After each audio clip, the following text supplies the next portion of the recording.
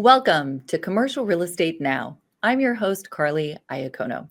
Today, I am so pleased to be joined by Scott Friedman, the Chief Credit Officer at Pulse Ratings. Scott, welcome to the show. How are you today? I'm great. Thanks for having us today, Carly. Appreciate it.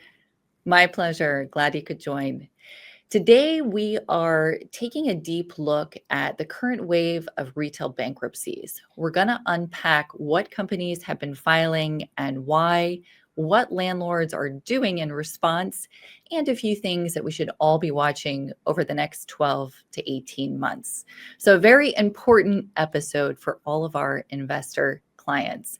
Before we dive into the meat, however, Scott, why don't you take a moment and tell us about Pulse Ratings and your role there? Sure. So in short, at Pulse Ratings, we are retail experts. I've been covering retail going on 30 years. Probably I had a full head of hair when I started it. Not so much anymore, but we're a credit consulting and financial analysis firm. We specialize in evaluating retailers and the retail sector. We provide independent credit ratings, financial assessments, ongoing research, covering retailers and the entire sector. Our clients are mostly unsecured creditors, namely landlords and trade vendors. We help them identify opportunities, risks, and minimize any bad debt losses.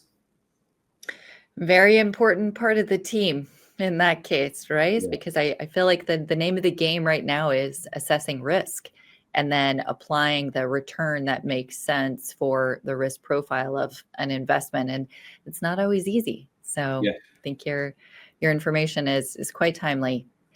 Let's start with some of the big picture, the macroeconomic factors that are driving this current wave of retail bankruptcies, and then we'll drill down a little more specifically. So Sure. it's been a few years economically. What are some of the factors that you'd like to highlight?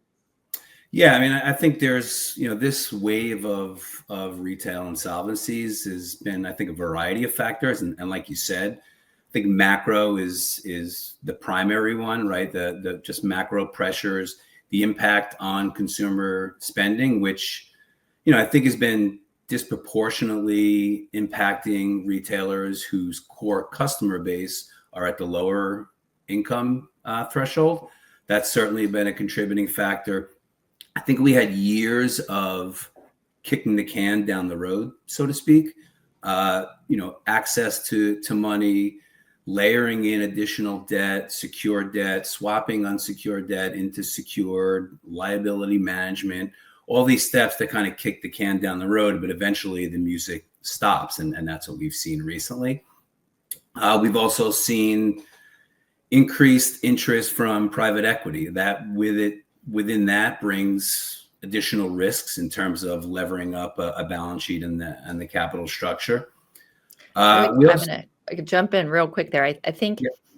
private equity to me is more of a structural shift, right? The Sure. way that deals in companies are financed.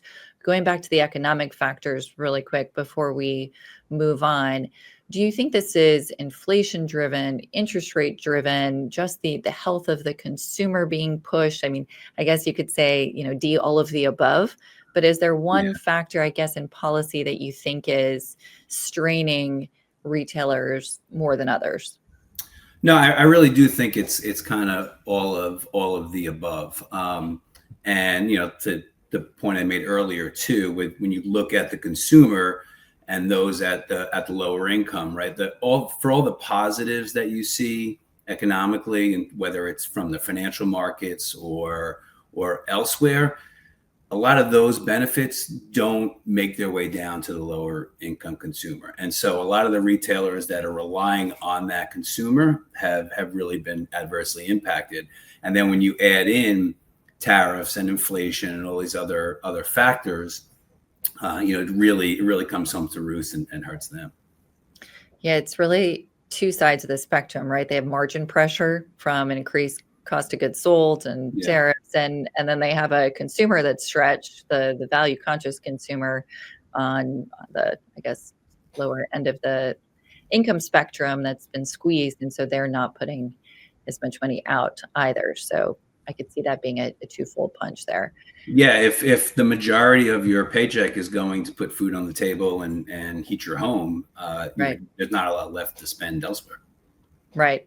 Right. Yeah, and that's the reality. Yeah. What do you think, if any, impact e-commerce has had on the health of retailers? This is a pretty hotly debated topic, and I feel strongly about it. But what do you think about e-commerce? Yeah, I mean, I think for a lot of the retail insolvencies we've seen later, or lately rather, it's been a case of those that were somewhat complacent in terms of e-commerce and omnichannel overall. I think that those that accepted it and invested appropriately in it, it creates brand awareness, right? And so if you're not investing and not spending on that, it's hurt them, and we've seen that from a lot of retailers that ended up in bankruptcy. It's here to stay. It's only growing, but you have to be able to weigh that along with the brick and mortar stores. I think you nailed it. It's a tool that adds to the business and adds to the productivity of a retailer, but it's got to be used correctly, right? It's got to Yeah, be adapted and embraced, if you will. So it's a positive, but not if you ignore it. absolutely, Makes absolutely. makes Yeah. sense. Scott, let's go back to a point that you brought up just a moment ago, because I think it's an important one. How do you think that the increase in private equity attention or ownership in retail is changing the bankruptcy story? Yeah, I think it's a good point, that private equity has always been interested in retail. There are certain aspects of retail that make it attractive. Owned real estate, brand awareness, fragmented markets that can be consolidated, operational efficiency opportunities. These all make retail attractive. And with that means more and more private equity firms getting into retail, bidding up the price. But when you do that, you're throwing more debt that are financing these transactions, right? 50 to 80% finance with debt that's going on the retailer's balance sheets. In a floating rate environment, meaning higher interest rates until most recently, that's well and good as long as things are going well. But like we were chatting about earlier, when consumer starts pulling back due to macro factors, tariffs, inflation, and the like, it has an exacerbating impact on the cash flows and on the balance sheets of those retailers. Absolutely. Can we just agree to blame everything on interest rates from here on out? Because I mean, Absolutely. that seems to be the answer in my business the last 3 years. It's interest rates. That's the problem. Yeah, yeah, Um, absolutely. Now, obviously, it's a bit more nuanced than that, but the rising debt levels and the leverage does have a significant impact when rates are higher. So I could see that Sure. putting more pressure on the retailer. What about sale leaseback strategies? Have you seen sale leasebacks be a positive to overall retailer health, or really not a clear delineation whether it's positive or negative as they potentially consider bankruptcy or other tools to restructure? Yeah, I mean, I think that sale leasebacks are just another way of kicking the can down the road, so to speak. That it buys time. When we're looking and assessing financial health of a retailer, and we look at what their liquidity is relative to their cash flow, we also then look at what levers do they have to pull, and sale leasebacks are certainly one of those levers. But the key is, if you're going to do that, is to use the additional time that you've created as a retailer to fix some of your operational issues. And more often than not, it's just a stopgap. I've seen, to play devil's advocate for a minute, sale leasebacks used to expand, right? To take capital and open new locations. So I wouldn't say they're all bad, but it sounds like the scenario you're referencing is a sale leaseback where you need proceeds and maybe they're not efficiently used to pay down debt when they should be. Correct? Yeah, I'm looking at it in Okay. the context of those that are more struggling than others. Right. Already struggling and then executing to solve an issue, which that may or may not solve. Yeah, Yep. Makes exactly. sense. Yep. So let's shift to the landlord perspective. What are investors and landlords doing to navigate the current cycle of retail bankruptcies? Yeah, so I think investors, or if I lump, investors and lenders in together, right? From the lender aspect in the current retail environment, there's been an interesting dynamic. On the positive side for retailers, there's access to capital, right? The exponential growth of private credit, as well as lenders that not traditional lenders, so to speak, but more lenders that have other avenues of retail, whether liquidators, real estate advisory firms that are now lending. These are additional sources of capital for retailers. However, if you think about the retailer going to the traditional lenders originally and now going to these alternative lenders, typically it's at higher rates. Typically it means they're layering in secured debt. So it's helping them in the short term. But then when the music stops at some point for some of these retailers, they're left with overly levered capital structures, which is leaving little to nothing for unsecured creditors. On the landlord side, we're seeing far more instances of landlords working with, and the landlords that we speak to, working with the retailers in terms of lease concessions, in terms of structuring openings as opposed to closings. So there's been that kind of shifting dynamic. And then when you think about some of the cases that have ended up in bankruptcy, for the landlords we're speaking to, they're more than happy to take some of the boxes back, right? Where that lease is rejected, and replace that tenant with a stronger tenant, and usually at better market rates. So there's been that dynamic going on really throughout this whole wave. I do find that fascinating when landlords are almost, nobody hopes for bankruptcy, but when it's a win at the end, right? Because you wouldn't think of it that way initially, but there's certainly cases where landlords have said, great, we get this box back and now we can release it for double, triple, who knows, right? The rent, depending on how old that lease was. I've also seen some lease restructuring that's positive. Maybe there's percentage rent clauses or sales reporting or a different, lease structure in, in exchange for a concession or maybe a period of free rent. And I think term, those can be positive for landlords if they are going to have it as a long-term hold. So not all negative. Absolutely. Why don't we dive into what everyone's dying to hear? And these are the specific case studies, right? Because most investors and landlords say, okay, this is all interesting, but how is this going to affect me? And is this something I have to be worried about at XYZ tenant that I have in my property? So while we can't predict everything for the next year, and we wouldn't try, I think there's a lot to be learned by looking at the historic cases of bankruptcy that we've seen. Why did they go into bankruptcy? What caused it? Was it over leveraging, like we mentioned? Was it a categorical shift in retail that's changing? And what can we all learn from these case studies? So let's jump into a few specific examples. We're going to start with Rite Aid. What were the main challenges that led to Rite Aid's Chapter 11 filing? Yeah, so Rite Aid has, like I said, I've been covering retail almost 30 years, and I feel like I've been speaking about Rite Aid for about 25 of those years. Now that they're gone, I don't know what I'm going to talk about going forward. I know. It is, I'll just say it is funny, right? I was telling investors, I don't know, 15 years ago, 16 years ago, I wouldn't buy Rite Aid. They're really close to bankruptcy. And then, here we are. Finally, I'm like, I knew I was right. Just took almost 2 decades, but I knew I was right. They definitely kicked the proverbial can down the road, more than anyone other than maybe Sears. But right. For forever, Rite Aid was highly levered. And so they weren't able to invest because they were servicing debt. And for the longest time, it meant that they couldn't keep up with their two main peers or competitors, CVS and Walgreens. Well, that was still true until recently.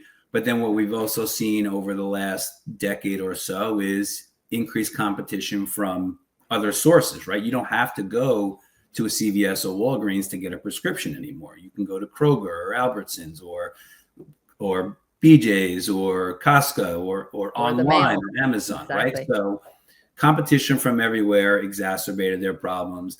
Then opioid liability certainly had an issue. They're an example of a retailer that probably should have filed when you were telling people 2 decades ago and cleaned up their balance sheet and positioned themselves. But they didn't do that.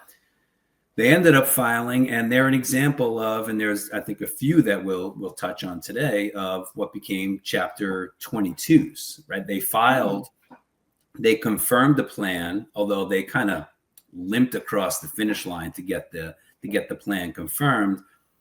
They come out of bankruptcy still too highly levered. They didn't take advantage of some of those benefits of a bankruptcy.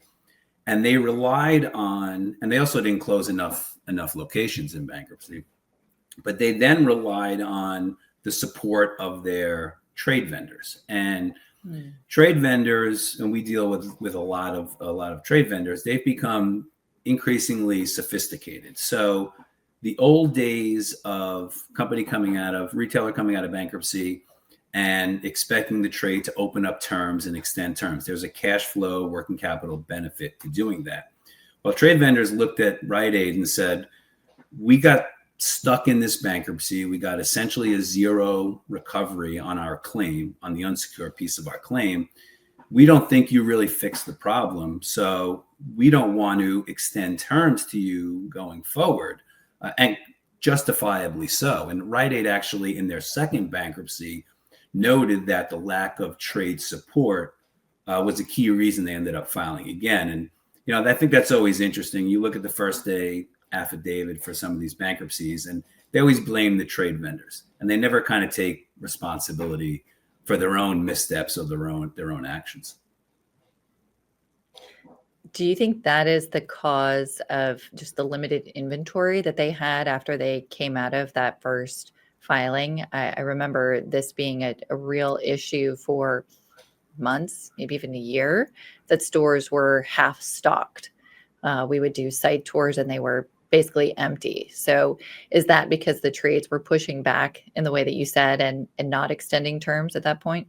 Yeah, that's exactly it. So if the trade is not extending terms, then they're going to ask for like cash in advance, right? And there's a liquidity impact to that. So when Rite Aid came out, they came out of bankruptcy the first time.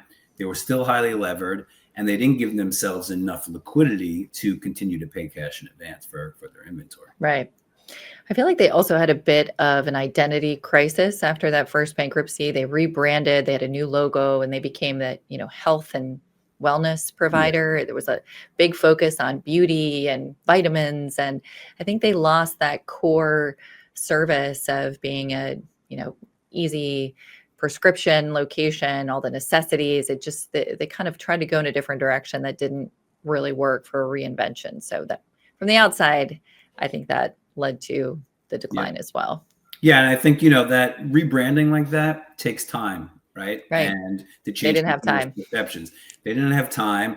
And there's also a reason for that rebranding, right? The pharmacy side gets the consumer in the store, but the margins are made on the front end, right? And if you're not getting consumers in the store because of out of stocks, like you mentioned, then you're facing an uphill battle. And they really were not competitive, to your first point, with CVS and Walgreens. So they were not the category leader, and we're kind of always coming from behind, which made it difficult too. Yeah, absolutely. So let's move on to a company that was the category leader and still filed bankruptcy, because this is a different kind of story, and that is Joann Fabrics. What led to their decline, and how did you see that play out? Yeah, you're right. They were a category leader. Their decline, like Rite Aid, they became a Chapter 22. Both companies filed and then emerged and then filed a second time almost within a year or less.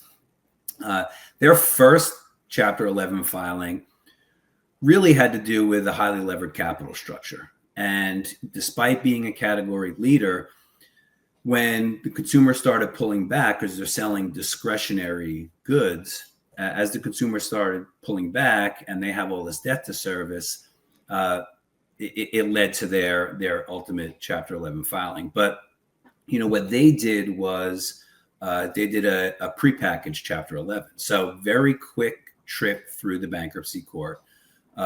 Creditors left unimpaired. So these are the positive aspects of a prepackaged Chapter 11. The negative is it was such a quick trip. They didn't take full advantage. They delevered the balance sheet on the plus side, but they didn't close a single location. They had said that 95% of their stores were four-wall EBITDA positive. I think four-wall EBITDA is something you always have to kind of take with a grain of salt, but because their companies are calculating them on their own. But it also means that at least 5% of their stores, or probably more, were underperforming. They didn't reject a single lease. They didn't negotiate any lease concessions. So they left a lot of money on the table. And they come out of bankruptcy, fall significantly short of their projections, which ultimately led to their second trip to the courts. Can you just define Chapter 22 versus Chapter 11 quickly before we go on? Yeah, and it's not an official bankruptcy term. It just means that a company that has filed bankruptcy for the second time, 11, got it. 11 is 22. Most of the time, 22s become 29s because after the second bankruptcy, the second 11 plus 11 plus a 7, a liquidation is right. 29. So, got it. So that's just kind of if you're in the know, right? Yeah. This, if you're in the industry. Got it. Okay. Exactly. Thank you. Sure. So for Joann, do you think that this sharp increase in crafting post-COVID and like just the influx of money and sales that they had kind of led to their decline ultimately? Because I wonder if it was almost the swings. They got a little over their skis, right? They had such a great few years with COVID when everyone was home and making who knows what projects because they needed something to do to not go crazy. Yeah. And then, right, the world opened back up and the people who craft kept crafting and the rest of the world said, okay, we're done making sourdough and, painting pictures. We're now back in the office and here we are. And I wonder if that was just sort of a black swan event that catapulted them. And then the slingshot back was a little too difficult to weather in terms of sales as well. Yeah, I think you're exactly right. And they're not the only ones that kind of fell victim to that. Right. Where you think about a company like At Home did phenomenally well when consumers didn't do anything but buy things for their houses, right? Or a lot of sporting goods retailers as well, where you can only do things outside. So, they did really well. And then and if they borrowed, or in the case of At Home, sold to private equity at that time and levered up because growth was exponential at that time. And then when the dips come and now you have to service the additional debt that you incurred to finance that growth or finance that acquisition, it creates problems down the line. I almost wish no companies were valued on, 2020 and 2021 earnings. It just seems like such a unique time. And there's many industries that I've looked at financials for, the last 5 years. I guess actually we're more than 5 years past that now. Yeah. And it's just a crazy swing. So I think you nailed it that they were valued and sold on a multiple at a time when their earnings were just through the roof. Yeah, absolutely. How do you sustain that? Yeah, it's not sustainable, and then it actually went, completely the other way. Right. But had they just continued on to 2018, beginning of 2019 onward, they might still be here today. Yeah. So maybe that upswing was a danger. Definitely. Interesting. Let's move on to a more seasonal business, Party City. Sure. This was a mainstay, right? Everybody needs Party City. I mean, yes, there are other retailers that sell party supplies, but this was the go-to. What do you think happened with Party City, and were you surprised? Yeah, they were definitely the go-to. I can tell you when my kids were growing up, I think my family funded their comp store sales growth for many years. Right there with you. Yep. Yeah, and I think they also ended up in a repeat or a Chapter 22, 2 filings. Also, the second filing coming within a year almost of the first filing. Unlike the Joann's, which was a prepackaged Chapter 11, Party City, because of a highly levered balance sheet, because the consumer is pulling back, they negotiated a pre-negotiated Chapter 11. So not as quick as a pre-pack, but they negotiated with one group of secured lenders around a plan. The problem is, after they filed, they fell significantly short of the projections they had provided to those lenders, and they had to recut the deal. And they came out of bankruptcy, and I think this is like a lesson too. They came out of bankruptcy still too highly levered. Also, they closed some locations, I think about a little less than 10% of their stores. That number, by our estimates, should have been about double the number of stores that they should have closed as part of that process. But not only they didn't close enough, they came out still highly levered because they had to recut the deal. So they were still 6.5 times levered when they came out. Oh, wow. And that's not taking advantage of the bankruptcy process for what it's intended. And it resulted in them kind of heading right back in shortly thereafter. Interesting. So they went through the process, but didn't really take full advantage, to your point, and it just left them in the same position, it sounds like, after. Yeah, and Joann fits that category as well. Joann's more on the store closing aspect, and Party City more on the leverage and improving the capital structure. What about supply chain and vendors with Party City? Was there any strain there, or was it really just a mismanaged bankruptcy process? Well, it was mostly a mismanaged bankruptcy process, but there was strain because the other thing that happened for all these companies we're talking about, they've come out of bankruptcy and they're now privately held as opposed to public. So financial transparency is really important in those instances. And Party City was very guarded with sharing financials with their trade vendors. And so if I'm a trade vendor, and like the Rite Aid example, and I just got little to no recovery on what you owed me in a bankruptcy, the last thing I want to do for self-preservation for my job is go back in, extend terms to a company when I've just seen other retailers file Chapter 11 for a second time within a year. I don't want to go out there again and get stuck for a second time with this company as well. Plus, now they're not even giving me financial disclosure for me to make a credit assessment. And I think that really hurt them. That's got to be such a tough position to be in as the trade vendor, right? You want to work with one of your, I'm sure, top clients. It's massive national chain, but yet you can't risk the loss if you get burned by extending additional terms to them. So what a balance. I'm sure those are difficult discussions when they're at that position coming out of bankruptcy and looking for those partnerships and trying to decide how much you push. It's got to be hard.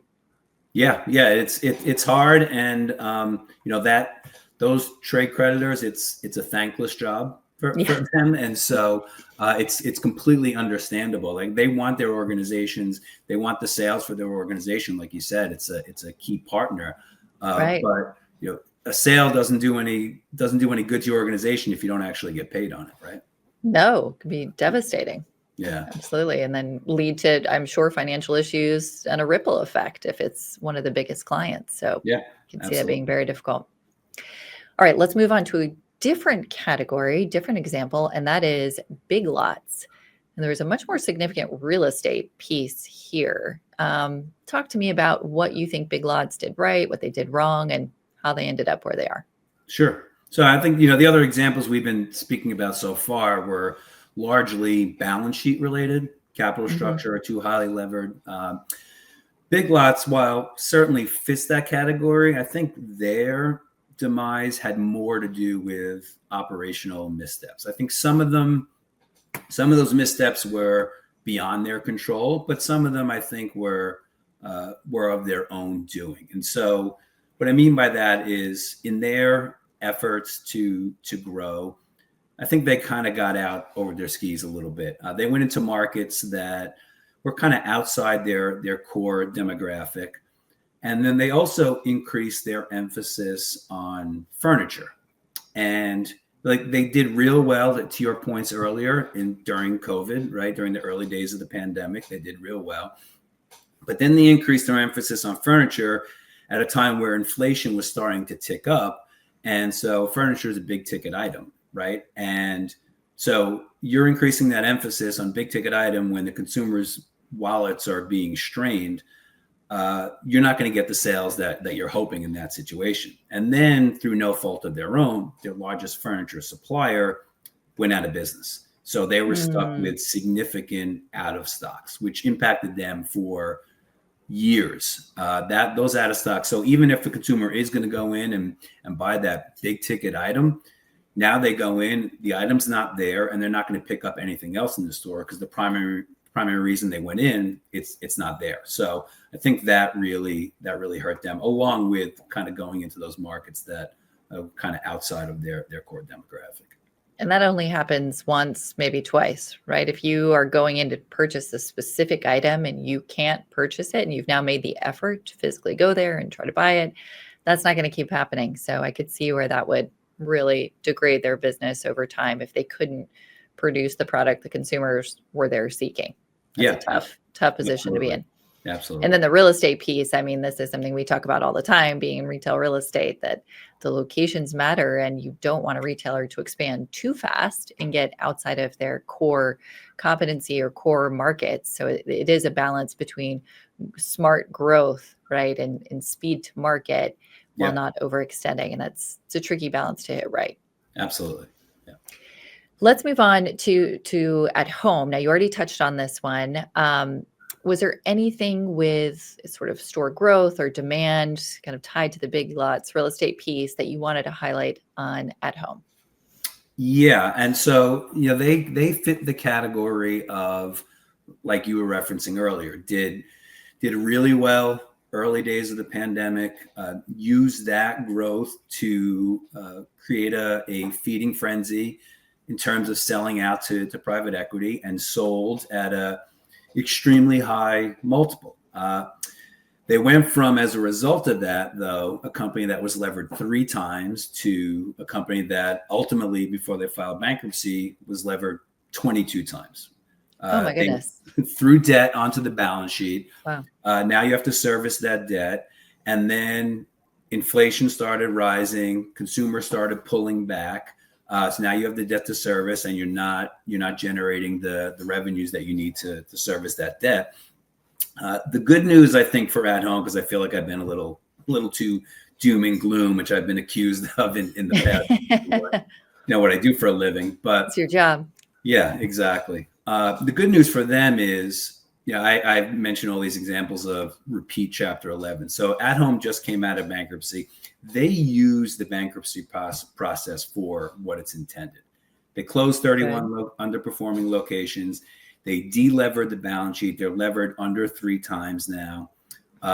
And so they have given themselves a chance. They're going from 160 million of interest cost per year to 10 to 15 million. And then the examples that we spoke about from Party City, they understand the importance of the relationship with their trade partners. So they are communicating and getting their message out to the trade in terms of what their plans are going forward. And I think they have a measured growth plan and a new management team in place. So we're cautiously optimistic for At Home going forward. That's great news. The first little ray of sunshine on the show today. Nice. Right. Yeah. Is there a real estate piece to At Home? Have you heard if they're closing locations? You said measured growth. What does that look like? I think they closed the locations that they wanted as part of the bankruptcy process. So we're not looking at any expected new closings. And I think store openings going forward, these are big boxes, right? So store openings are going to be very slow and steady. They want to make sure they get it right with their existing portfolio right now before they start looking at any significant store growth opportunities. Okay. Sounds smart. So we're cautiously optimistic. I like it. Good. Let's touch on one of the core mall tenants for generations, it feels like, and that is Claire's. Sure. Completely different segment, different footprint. What did they do right? What did they do wrong? To me, they didn't have a ton of competition. Again, they, like Party City, they were the go-to. So where do you think they went wrong? So, I think for any mall-based tenant, the key is inventory and the product assortment that you have. And they were the go-to, although on the ear piercing side, right, that they were the only option for the longest time. I did not get my ear pierced. Yeah, That was personal in high school. experience. But now there are other options, right? And better capitalized companies. Ulta, as an example, Five Below, they have ear piercing. For Eclairs, their customer is not paying for the goods themselves, right? It's usually the teens who or Right. mom and dad are paying for it. And for mom and dad, a lot of these things are easier to buy online. I think they didn't invest online the way they needed to. They're an example of what we were talking about earlier. Mm-hmm. And it's a low margin business, and Right. it's discretionary goods that they're selling, right? So any sort of pullback, and their growth is dependent on them being in every mall. When they filed, they said they had a quote unquote burdensome lease portfolio. So I think in their efforts to grow just did it too much or too significantly and ended up with a batch of locations that were just unproductive. I wonder if that's a segment shift too, right? The business strategy of there's a mall, we need to be in it. We're in every mall in America is a bit risky as some malls are outperforming, highest sales they've ever had on a per square foot basis. And then some are zombie malls, as we know, right? This is not a new story here, but there's a massive bifurcation between Class A and Class C malls. So I could see some of that being not necessarily Claire's fault, just being the segment or, their real estate model of being in every mall in America coming back to bite them. Absolutely. Yeah, it's slightly different, path than some of the other retailers we've discussed. Yeah. Let's touch on a current one that is completely different structurally, and that is the Walgreens Sycamore buyout. Now, I don't even know that I would call this really a bankruptcy, more like a structural shift going from public to private. What's your take on that? This is a huge one in my world because they're single tenant. We have so many clients that own Walgreens. So we're pretty close to this deal and watching their real estate strategy, as closely as we can with limited data from Sycamore. So would love to hear what you think about the situation. Sure. And I think to look at that situation, Sycamore has kind of showed you their playbook when they bought Staples several years ago. They did the same thing with Staples where they split up the business. In Staples' case, they split it up into the Staples retail. Their wholesale business is a separate business, and then Ascendant was a separate business as well. And they're doing the same thing with Walgreens, with the retail category or as a separate standalone privately held company. And I think that is intentional on their part.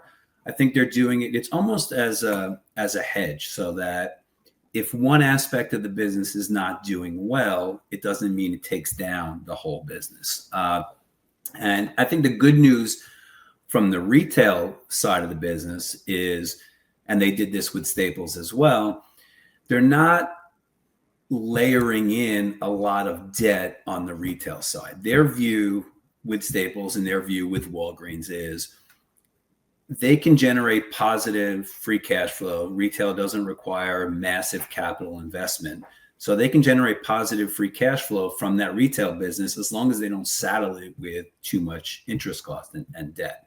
So in the Walgreens case, they have an ABL, they have a term loan, but that's it. A lot of the other debt was being placed at the other entities. So I think there's a positive there as far as looking at just the retail aspect of the split up of the business. So almost an operational efficiency because they're being mindful of the debt load. So it sounds like they're going to focus on keeping those retail locations healthy because of the cash flow. Yeah. And I think what'll be interesting too is that, Walgreens was going through this significant store optimization program, as they termed it, prior to this buyout, with targets of 12 to 1,300 store closures over the next several years.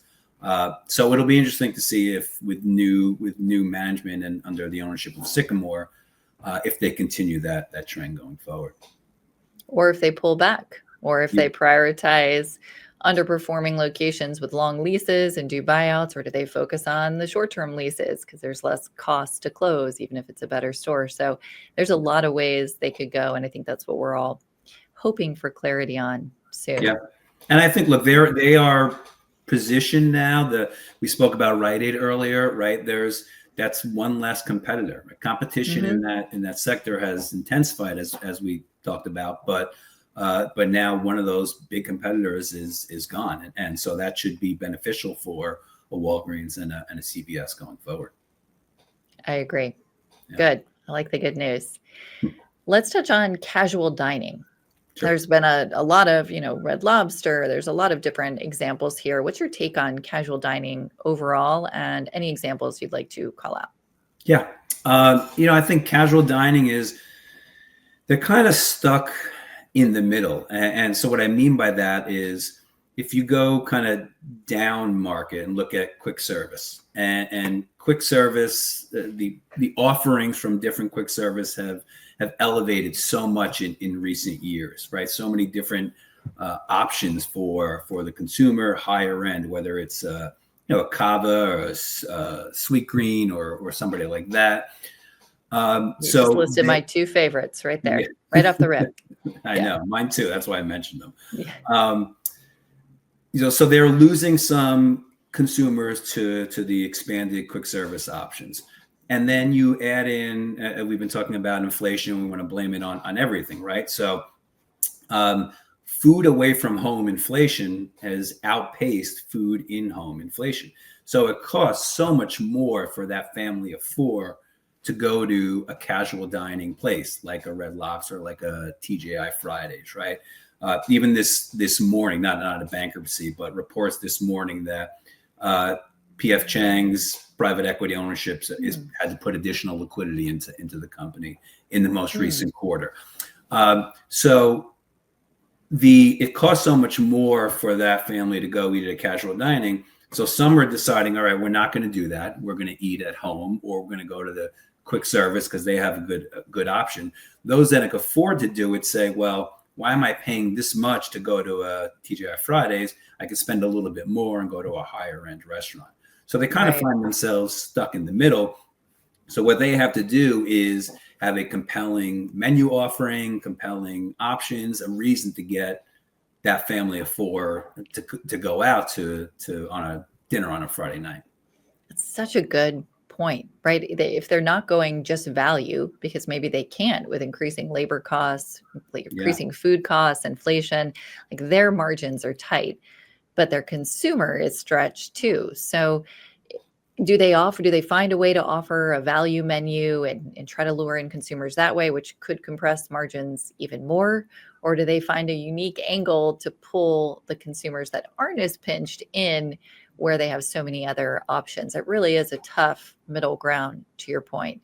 And it's not just cost of goods sold, it's everything, right? Rising rents, rising labor costs. It's really a tricky equation for them.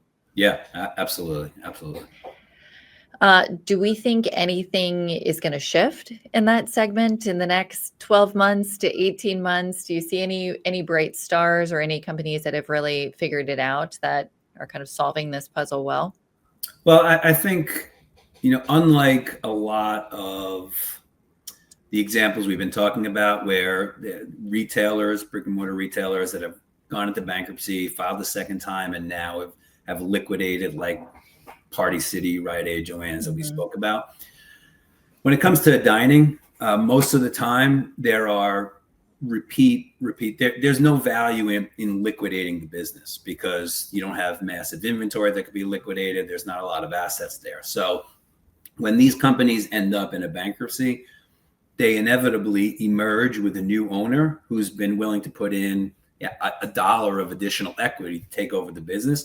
So they have these opportunities to reinvent themselves for the longest period of time. Think about it like a Friendly's, right? That's been around and had so many iterations over the years, right? So they don't go away. So it gives them an opportunity to try and compete with some of the others going forward.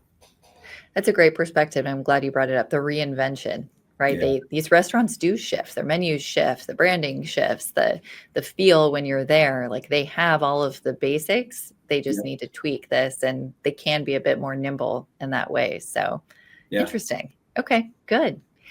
What else are you seeing for the next 12 to 18 months? We're not going to call out specific retailers here because, a lot of it is unknown and there's a lot Mhm. of data behind it, but talk to me about certain sectors and how do we navigate the next year in terms of retail bankruptcies? Sure.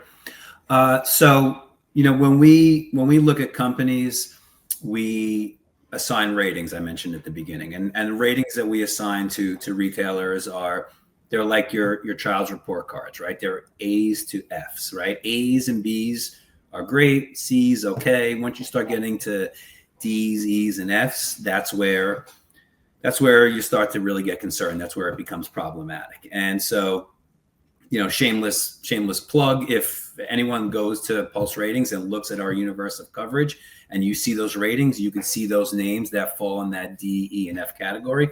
Those are the ones we're concerned about. And, what you'll see there is it's really spread through all retail channels. So within every channel, whether it's sporting goods, department store, farm and ranch, dining, grocery, there are going to be those that are higher rated companies that are doing well, and those that are struggling. So it is really spread across the entire retail universe. And it's a nuanced conversation, right? You can put a grade on there, but there's so much data behind it. And that's why this matters. These conversations matter to get a high level look at it. But if you're an investor and you're really diving in deep on some of your tenants, you need all the information behind it, right? You need the grades and the tests behind the final letter grade, which is where you guys shine, and putting all that information together and going in deep instead of just saying, I ate at TGA Fridays. It wasn't amazing. Probably not good, right? You need all this Yeah. financial data, because it is nuanced even within individual categories, as we've seen. And then Yeah. on the opposite side, it could be the category leader and still not be in a great space. So it's a very multi-layered conversation when you're talking about retailer health. Yeah. We put a lot of time and effort into those ratings, and they're capturing operational, free cash flow, liquidity, capital structure, but they're also capturing kind of forward looking. Does the company have upcoming debt maturities? How does their outlook look like going forward for that 12 to 18 month time period, like you mentioned? So it's all a contributing factor. And anytime we're analyzing a retailer, we always tell people, we're building a puzzle, right? We're telling a story. And so for some, it's an operational issue. For some, it's a balance sheet. For some, they have no issues. So every situation is different for sure. This has been very insightful. I love kind of peeling back the curtain and hearing your thoughts on why and how certain retailers got to where they are today. Do you have any parting thoughts or words of wisdom you'd like to share with us? Words of wisdom, I don't know, but I think as we kind of look forward, I think as far as whether it's opportunities or risks, I think the devil is in the details. And so what I would encourage is do the research, look at examples of companies. There's been a lot of like I said, doom and gloom before conversation here. But there are also examples of companies that are taking advantage of market opportunities. So for example, we spoke about Joann's, right? And Party City. Well, Michael's is an example of a company that private equity owned, still highly levered, but really taking advantage of the demise of their competition. So Michael's bought Joann's intellectual property. They have now, if you go to their website, you can see a Joann's banner. Within their stores, you can see the Joann's section. They increased their balloon offerings to take advantage of the demise of Party City. So there are opportunities out there, I guess, is the point I'm trying to make here. If you do the research and see, not just from a negative standpoint of who's heading down the negative path, but who's going to be in a position to be successful rather in the future. I think that is such a great concluding thought. And the reality is, retail is as strong as it's ever been overall, right? Vacancy is still historically low. Retailers are expanding for the most part. So today's conversation was not doom and gloom on retail. It was, what can we learn?